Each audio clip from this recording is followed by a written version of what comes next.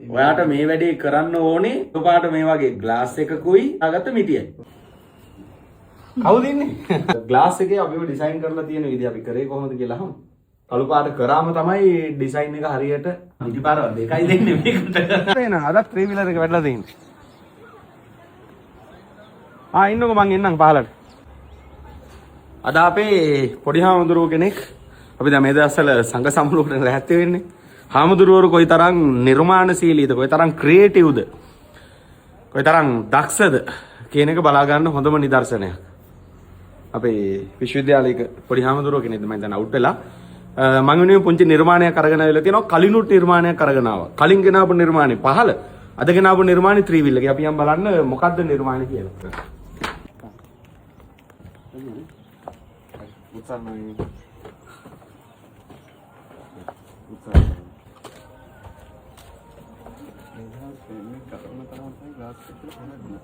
ප්‍රේමෙක් ගලවන්න ඕනද?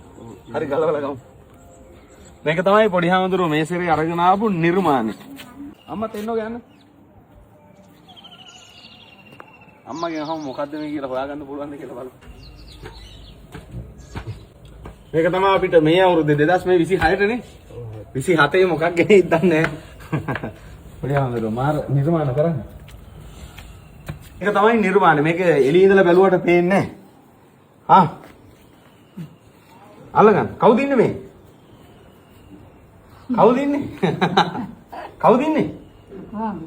ලොකු හාමුදුරුවනේ පොඩි හාමුදුරුවෝ කියන්නේ වයසට මං වගේද බලන්න. කවුරු වගේද? හාමුදුරුවෝ යටත් නම ගහලා තියෙනවා. පූජ්‍ය ගඟ සිරිපුර ධම්මාලෝක හිමි. මං කියලා හොයන්න පුළුවන්ද මම? බලන්න හරියට. හොයන්න පුළුවන්. මේක මොකේද හදලා තියෙන්නේ? හිතාගන්න බැරිද? මේ පොඩි හාමුදුරුවෝ අරින් මේ පොඩි හාමුදුරුවෝ තමයි මේක හදලා තියෙන්නේ.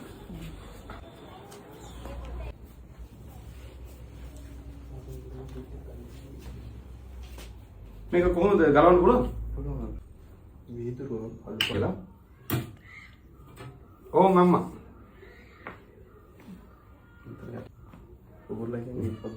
මේක මොනවද අලවලා නැහැ. පේන්නේ කිසිම දෙයක් අලවලා නැහැ. මේ පැත්තෙත් එහෙමයි. වදිනවා. කැපෙන්නේ ඩස්ට් එකක්.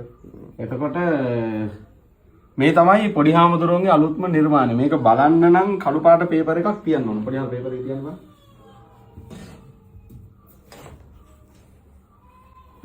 අන්න නිර්මාණය මතුව. පේනවද ඒකට? මේ සැරේ වෙන නිර්මාණයක්. නූල් වලින් මාව ගොතන එක. මේ සැරේ අලුත්ම නිර්මාණයක්. මේ ග්ලාස් එකේ මොනවත් පේපර් එකක් කරේ වෙන්නේ නැහැ. මේ ග්ලාස් එකමයි තියෙන්නේ. ග්ලාස් එකේ අපිව ඩිසයින් කරලා තියෙන විදිහ අපි කරේ කොහොමද කියලා අහමු. පිටිපස්සෙන් කළු පාට පසුබිම කළු පාට කරාම තමයි ඩිසයින් එක හරියට හයිලයිට් වෙලා මතුවෙන්නේ. පේනවනේ පැහැදිලිද? නිර්මාණය අරගෙන ආපු අපේ පොඩි හාමුදුරුවෝ මීට අවුරුදු 2කටද? එකමාරකට විතර කලින් නූල් වලින් මාව ගොතලා එන ගහලා ඊට පස්සේ කළු පාට නූල් විවිධ පැති වලට ඇදලා නූල් වලින් මාව මතු කරලා ගෙනාවා. කට්ටියට මතකයි වීඩියෝ එක.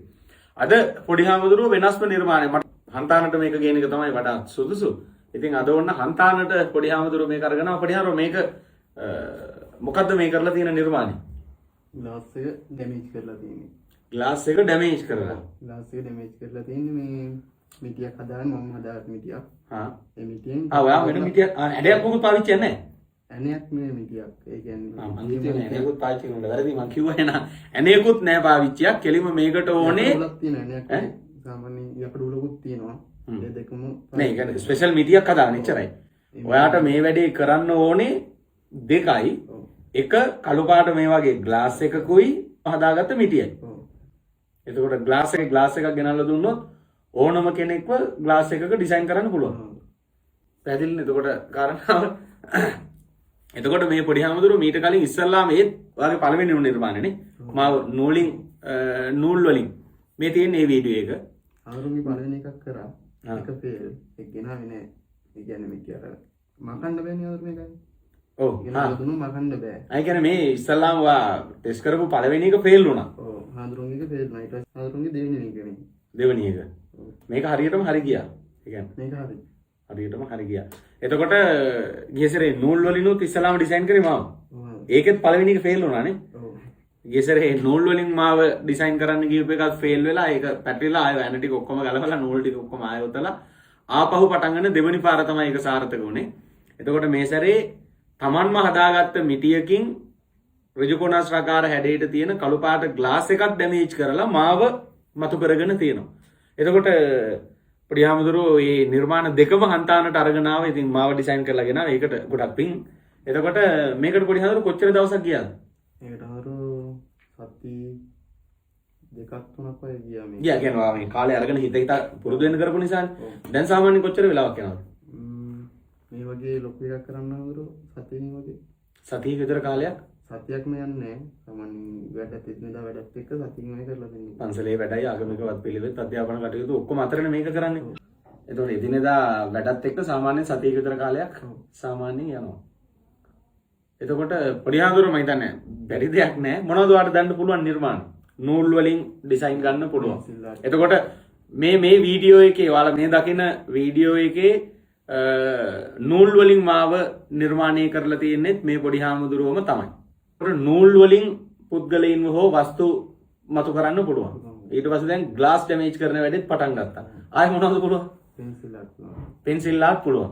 ආයෙ ඒ ටික තමයි කරන්නේ. තව එක එක නිර්මාණ චිත්‍ර අඳින්න පුළුවන්? චිත්‍ර අඳින්න පුළුවන්. චිත්‍ර කොහොමද පුළුවන්? අපි අර රුකුඩ් අතියයි චිත්‍ර අඳින වැඩේ කරනකොට පොඩි හාමුදුරුවෝ එහෙම තමයි මූලිකත්වයේ ගත්තේ. ඒ වැඩේ ලස්සන කරගෙන ගියා. පොඩි හාමුදුරුවෝගේ නම මොකද්ද? කොළඹට ධම්මසිරි. කොළඹට ධම්මසිරි හිමි. වයස දැන්? වයස දැන් 26යි. 26යි. මට වඩා වැඩි වුණා. එතකොට මේ ඔබ වහන්සේගේ වැඩේ නිර්මාණය ලස්සනයි. යට නව ගහලා තියෙන්නේ ග්ලාස් එක ඩැමේජ් කරලා. ඔව් ග්ලාස් එක කරලා. මේක හඳුරෝ මේ මොකක්ද මේ කියන්නේ හොදන්න පුළුවන්. හොදද්දී සම්පූර්ණ රූපෙ නැగిලා එනවා. ඊට පස්සේ ආයෙ වේලෙන් රූපෙ මත වෙනවා. يعني විනාඩි 5ක් යන කලින් වගේ රූපෙ මත වෙනවා. ඒ කියන්නේ මේක සෝදපු ගමන් මේ රූපෙ නැగిලා එනවා. තෙත උනාම අර ඩැමේජ් වෙච්ච තැන ගැත්තේ නැති වෙනවා. තමයි ෆ්ලෑෂ් ලයිට් එකක් වගේ ගන්නවා. මේ ආර්ට් වැඩ හොඳයි කරගෙන. පිරවණු ගන්නන්නේ නැහැ. යන්නේ නැද්ද? මම අදහස් නැහැ. පතිමක් කරන්න අදහසක් නැහැ. නියමයි ලස්සනයි. එතකොට මේ තමයි අපේ වර්තමානයේ වැඩ සිටින භික්ෂුන් වහන්සේලා අතර මේ එක පොඩි හාමුදුරුවෝ කෙනෙක්. උන්වහන්සේට චිත්‍ර ලස්සන නදින්න පුළුවන්. ඊට පස්සේ විශ්වවිද්‍යාලයක උපාධිධාරී භික්ෂුන් වහන්සේ නමක් චිත්‍ර අඳින්න පුළුවන්. පෙන්සිල් ආර්ට් වෙනම පුළුවන්. ඊට පස්සේ අර නූල් වලින් ඩිසයින් කරන ඒවා. ඊට පස්සේ ග්ලාස් එක ඩැමේජ් කරන මේ වැඩේ පටන් ගන්න තියෙන අලුත්ම වැඩ. ආයෙ මොනවද පුළුවන්? ගොක්කොල ආර්ට් කරලා තියෙනවා. මණ්ඩප ගොක්කොල වලින් ඕනම ආර්ට් එකක් කරන්න පුළුවන්. එතකොට භික්ෂුව සතු කලා කෞශල්‍ය කොයිතරම්ද කියන එක අපි ඉතිහාසය තුල අත්දැකලා තියෙනවා. වර්තමානයේ තුල එවැනි දක්ෂ නිර්මාණශීලී භික්ෂුන් වහන්සේලා වැඩ ඉන්නවා කියන හොඳම නිදර්ශනයක් මේක. එනවද අපේ සංඝ සමුළුවට? ඈ අපි දැන් ලැහැස්ති ඔයාලා වගේ මේ ලස්සන නිර්මාණ කරන්න පුළුවන් පොඩි හාමුදුරුවරුන්ට මේ නිර්මාණ හැකියාව සමාජගත කරන්න. ලස්සනට බණ කියන්න පුළුවන් හාමුදුරුවරු ඉන්නවා. හොඳ ධර්ම තියෙන. භාවනා වැඩසටහන් කරන හාමුදුරුවරු ඉන්නවා. ආශිර්වාද පූජා ආගමික වත්පිළිවෙත් කරන අය ඉන්නවා. ඊට පස්සේ කැටයම් කලාව, චිත්‍ර නිර්මාණ මේ වගේ විවිධ හැකියාවන් තියෙන හාමුදුරුවෝ ඉන්නවා. නමුත් මේවා සමාජගත වෙන්නේ නැහැ. ඉතින් ඒකට කොහොමද සෝෂල් මීඩියා පාවිච්චි කරන්නේ? ඒවා අපේ වීඩියෝ එඩිටින් ප්‍රෝග්‍රෑම් එකටම ආවේ නැහැ. අපි සම්පූර්ණයෙන් තරුණ හාමුදුරුවෝ කෙනෙකුට මේ වගේ නිර්මාණශීලී කෙනෙකුට Tamanගේ නිර්මාණ හැකියාව, Tamanගේ දක්ෂතාවයන් සමාජයට අරගෙන යන්නේ කොහොමද? ඒකට ඕන කරන ප්‍රායෝගික පුහුණුව මම මේ වෙනකොට ඉගෙනගෙන තියෙන සියල්ල උගන්වනවා අපේ වැඩමුළුවේදී. එනවා සමුළුවට. වඩින්න ඕනේ. දෙනවා වැඩි. සිරනන්දාරෝ තමයි ලිස්ට් එකේ මුලම ඉන්නේ. හාමුදුරුවෝ දැන් ওই දුකින් ඉන්නේ හාමුදුරුවෝම ඩිසයින් කරලා නැති නිසා. ග්ලාස් මේ ඔගේ කලින්ද කරලා නැහැ. මේක මම හිතන්නේ පොඩි හාන්ටම ආවේනික අලුත් දෙයක් හඳුන්වා දීමක් කියලා මට හිතෙන්නේ. ඒක මම හිතන්නේ තව කෙනෙක් ආරම්භ කළා නැතුව ඇතිනේ. කට්ටිය පටන් ගයි. නමුත් දැන් පටන් ගන්න. ඔයා මම හිතලා කරපු එක. අනිත් එක මේක මේ එහෙම ලීසින් කරන්න. පිටරට යනවානේ. මේක කරන්න ඉතින් ඊට සීම වුණා. මම එහෙමනම් පිටිපාරවල් දෙකයි දෙන්නේ මේකට. පිටිපාරවල් දෙක ගහද්දි කඩ යනවා. අපි සීම දරා ගන්න බැරුව මේ වගේ එකක් ඉතින් කරන්න බෑ කාටවත්. ලස්සන වැඩි. නියමයි මේ මේක කරපු විදිහ වීඩියෝස් ටික තියෙනවනේ. ටිකක් දැන් තියෙනවනේ. අම්පිටියේ කැටවල ඉරිවනේ කොළොංගොඩ ධම්මසිරි පොඩි හාමුදුරුවෝ. මම පළවෙනි කමෙන්ට් එකේ පොඩි හාමුදුරුවන්ගේ page එකත් mention කරලා තියෙනවා. මේ වගේ නිර්මාණ අවශ්‍ය කෙනෙක් ඉන්නවා නම් ඒ පොඩි හාමුදුරුවන කතා කරන්න, උන්වහන්සේගේ නිර්මාණ බලන්න අවශ්‍යයි. උන්වහන්සේගේ page එකට add වෙන්න කියලා ආරාධනා කරනවා. තනි glass එක, papers මොකුත් නැහැ. glass එකේ මිටියෙන් ගහලා තමයි මාව design කරලා තියෙන්නේ. ඒ වගේම ලංකාව වටේ අපේ තරුණ ස්වාමින් වහන්සේලා ඉක්ම ඉතාම ආසන්න දිනයක අපි පවත්වන ශාසන අභිවෘද්ධියට, ධර්ම සංනිවේදනයට, භික්ෂුවගේ කලා නිර්මාණ සමාජගත කරන්න සමාජ මාධ්‍ය භාවිතය මම මේ වෙනකොට ඉගෙනගෙන තියෙන අත්දැකීම් තියෙන මේ සියලු දැනුම තරුණ භික්ෂුන් වහන්සේලාට ලබා දෙන අදහසින් පවත්වන සමාජ මාධ්‍ය මහ සමුළුවට, වැඩමුළුවට, භික්ෂු සමුළුවට එකතු වෙන්න කැමති ස්වාමීන් වහන්සේලා ඔබ වහන්සේගේ නම, වයස, වැඩ සිටින විහාරයේ සඳහන් කරලා ඔබ වහන්සේගේ ඡායාරූපයක් සමග මගේ දුරකථන අංකයට ඉක්මනින් WhatsApp කරන්න 0714 96 20 50 කියන දුරකථන අංකයට.